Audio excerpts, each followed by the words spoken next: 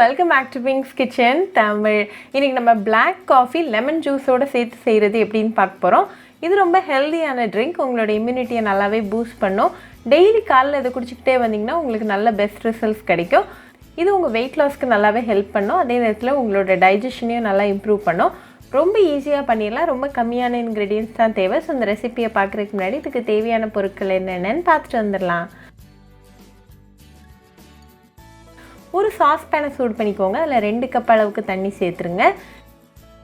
தண்ணி நல்லா கொதிக்க வரைக்கும் நம்ம வெயிட் பண்ணலாம்.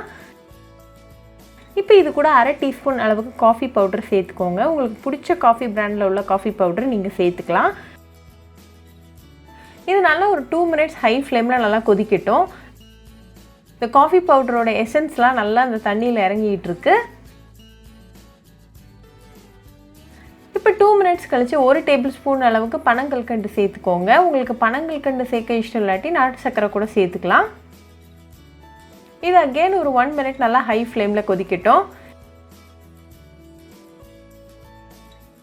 இப்போ எல்லாம் ரெடியாக இருக்குது. ஸோ ஃப்ளேம் ஆஃப் பண்ணிவிட்டு 1 டீஸ்பூன் அளவுக்கு லெமன் ஜூஸ் உள்ளே சேர்த்துருங்க.